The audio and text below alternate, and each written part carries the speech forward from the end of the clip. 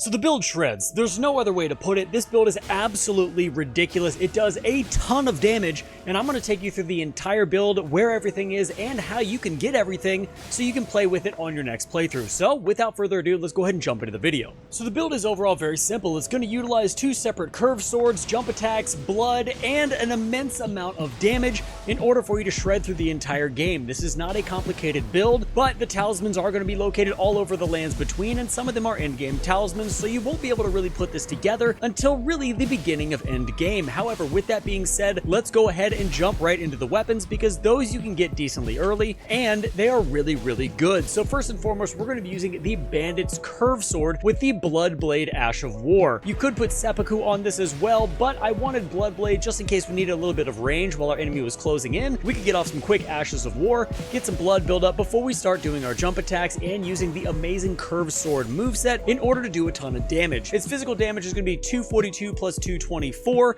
Its strength scaling is C, dex scaling is C, and arcane scaling is D. Our blood loss on this weapon is going to be 115, which is absolutely incredible. And you can get this weapon at the very beginning of the game in Weeping Peninsula. Right outside the Church of the Pilgrimage, there's going to be a skeleton who has these equipped. You can kill him over and over and over again until he finally drops them for you. If you want to grab two while you're there, you're more than welcome to do so, but the farming for this is absolutely excruciating, so I wouldn't recommend it. Next up, we're going to be using the good old Scavenger's Curve Sword. We've put an occult affinity on this weapon with seppuku, so we can get that extra blood loss build up. We're going to have an arcane scaling of B, strength scaling of E, and dex scaling of D. The physical damage is 219 plus 294, and this is also going to really benefit the build well, as it is another curve sword. You're going to get that dual curve sword moveset with your jump attacks, running attacks, as well as just your normal quick attacks you get from these type of weapons. You're going to have a fun time pouring out a ton of damage. This weapon is going to be accrued a lot later in the game in Mount Gelmir, right here on the map. As you fight a grafted scion, it will be located right here on the ground. Now for your seal, you're going to want to use the Dragon Communion Seal for the sole reason of it scales with Arcane, and this is a Dex and Arcane build,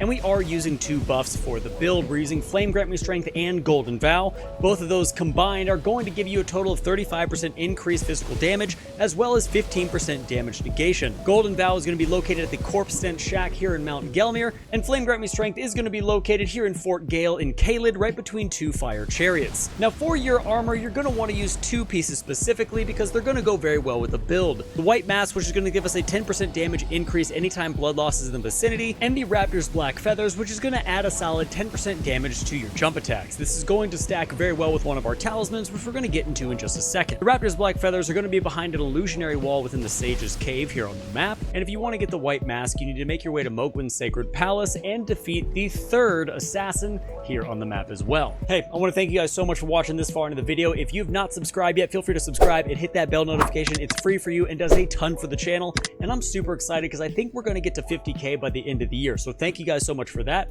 With that being said, let's jump right into the talismans. Now for the four talismans we have synergizing for this entire build, we are going to be using the Rottenwing Sword Insignia, which is going to greatly increase the attack power of our successive attacks. This is going to go excellent with our jump attacks, as we are getting 4 attacks per jump attack, which is awesome, and it's going to give us a plus 13% attack power boost, so definitely a solid talisman here.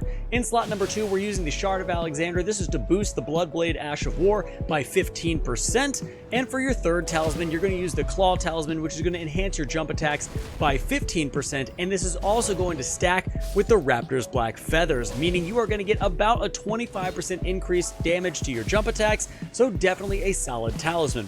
In slot number 3, we can use the Lord of Blood's Exaltation, which is going to increase our damage for blood loss in the vicinity by 20%. This also is going to stack with the White Mask, meaning you're going to get a 30% increase in your attack power boost anytime you proc bleed, so typically for boss fights that's right away, since we have the Seppuku Ash of War on our Scavenger Curve Sword. All these talismans are scattered throughout the lands between. However, the Rottenwing Sword Insignia is going to be found at the end of Millicent's questline. I'll leave a video in the description down below so you can follow along with that.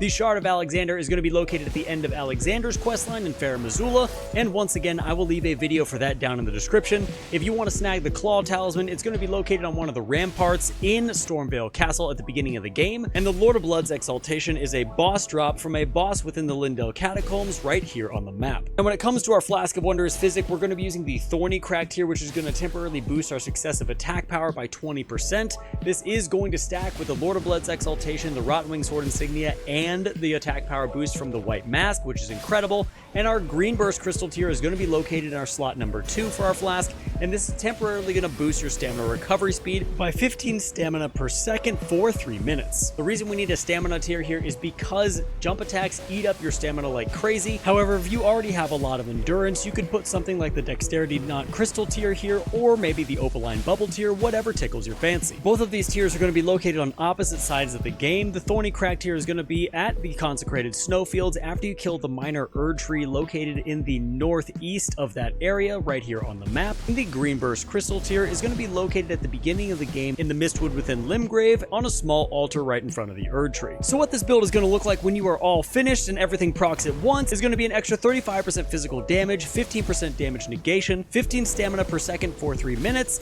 25% jump attack damage, plus 15% skill damage, and plus 63% attack power boost. So overall, an absolute powerhouse and a very well-rounded build, allowing you to crush your way through the lands between without problem. And the stats of the build are going to be a level 170 build with 50 vigor, 17 mind, 24 endurance, 14 strength, 40 dexterity, intelligence is 9, Faith is at 25 for our buffs, and Arcane is at 70. And guys, that is going to be it for the video. I hope you guys enjoyed it, and I hope you really enjoy the build. I think I'm going to work on a top 5 best jump attack video, so if that interests you, let me know down in the comments below. Also, subscribe on your way out. It would mean a ton. I'll leave a whole lot of videos here on the screen for you to check out the rest of my content. And until next time, guys, stay safe, enjoy the game, and I'll see you in the next one.